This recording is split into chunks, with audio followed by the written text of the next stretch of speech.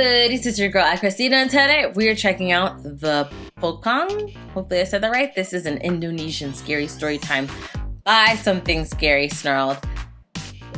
It's by Snarled. I read the whole title, and when they put their name in the title, I always end up reading it and then, coming back again and saying, oh, Snarled. Link for this video is in the description box below for you to check out. I'm nervous, but we're gonna find out what this Indonesian horror story is. Okay, let's get started. I'm Sapphire. Want to hear something scary? No, I don't. The Pocong. Oh, Pocong is how you say it. Okay. This story is based on an urban legend from Indonesia. Okay. Pocong. There once was a young girl named Imelda. Every day after school, she had to attend religious classes. But the only way there was to go through a thick forest. Neither the sun nor the moon could shine through the densely packed trees. And since no one else in her class lived in her neighborhood, she always had to walk there and back completely alone. Listen. You can know Jesus in your house, If this is the only way for you to get to the religious classes, you could pray in your bedroom. Get down on your knees, little bruh, and pray. I ain't walking through all this, bruh, by myself. I know God is with me, so he'll be with me in my bedroom, at my house. A couple of times was nerve-wracking, but after a few weeks, she had grown used to the darkness and had her way home memorized. One night after class, she was headed home on her usual path, guided by her flashlight. She heard a rustling behind her, but she ignored it. She had memorized all the sounds of the forest by now and knew it was just the stray cat that liked to roam in the area. She took another couple of steps before she heard a thump. That was a new sound. She stopped walking so that she could listen for the sound again. It sounded like it was getting closer. And the parents can't walk with her? Imelda took a deep breath. She aimed her flashlight in the distance. The light beam fell on something, but she couldn't quite make out what it was since it was so far. Yeah, it is far. It looked white, and judging its size compared to the trees, tall. She continued to stare, trying to figure out what she was looking at. Then whatever it was jumped 40 meters closer to her. Imelda took a few steps back. Few steps, girl, you gotta run. So far, so quickly. Then it jumped again. It was now right in front of her, and there was no longer any doubt in Imelda's mind what she was looking at. It was a decaying corpse, wrapped in a white shroud, bound at the top of its head, its neck, and its feet. Its withered, pale green face was the only thing exposed. It had 2 deep holes where eyes should have been. Imelda screamed and ran in the other direction. She knew the forest well and decided to take a different path back home to try and lose this figure following her. She squeezed her small frame through a very dense section of trees and crawled through the other side to her neighborhood.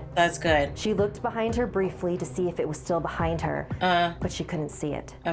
When she got to her house, she ran up to her mother. Mom, something was following me. So your mom was home. It was Why your mom letting you go through the and forest it by looked yourself? dead. Her mother had an eager look on her face. Did you hug it? What? Imelda stared back at her mother in complete disbelief. Why would I do that?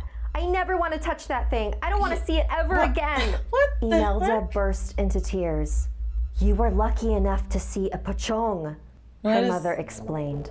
In Muslim burials, a dead body is wrapped in a white shroud and tied at 3 spots, above the head, on the neck, and at the feet. After 40 days, the body is unwrapped so the soul can be freed. But if left untied, the body will look for a living person and won't stop following them until they're unwrapped. What? If one is following you, her mother continued, with more excitement than Imelda was comfortable with. You must hug and hold it tight, so it will bestow your family with good luck and riches. Don't you want us to be rich? No. I don't want to touch it, Mom. No. Something hit the door. Imelda, you have to open the door. Oh my gosh. She grabbed Imelda and held her in front of her, while Imelda protested. No. Do this for us, sweetie. Her mom opened the door. Goodness. There stood the Pocong, looking down at Imelda's tear-filled face. No. Her mother pushed her forward, and Imelda held onto the shrouded corpse. Oh my goodness. Then her mother helped her pull the Pocong to the ground so they could untie it. Oh They gosh. stared at the motionless corpse on the floor No, this and is... wondered, did it work? Over the next few days, Imelda's mother was the most cheerful and giddy she'd ever been. She poured herself many cocktails in premature celebration of her incoming wealth.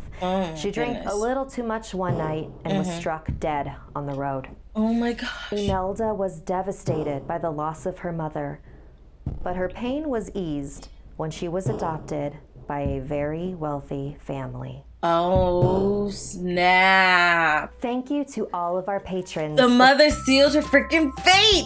Oh my gosh. Oh my gosh, gosh. Yo. Okay, it's not funny, but it's kind of like you did this to yourself. You did this to your daughter did not want to hug that guy or hug that thing. And she's like, you have to do it. Do it. Like, your daughter's crying, upset. Obviously, because it's terrifying. You got some, like, dead body freaking falling. You're like, did you hug it? If you hug it, the family will be blessed with riches. Not the family, bro. Just the person that hugs it. Yo. That was a good story. I liked it. I mean, it sucks for the mom. I feel bad for the mom. I feel bad for the daughter, most of all. That she's the only one I truly feel bad for it. I don't feel bad for the mother. I feel bad for the daughter that lost her mother and had to go through this traumatic experience in the woods because your mama letting you walk through the woods by yourself when you was a little girl. Your mama should be with you. Or, hey, can y'all stream this religious thing? If it's back before streaming was, invented, I get you. But she couldn't walk with you? Your father? Family members? Nobody else could walk with you? You was just by yourself? That's messed up. But in the end, she was forced to hug that thing, and then she ended up with a real wealthy, rich family. So, kudos to her. She got hers.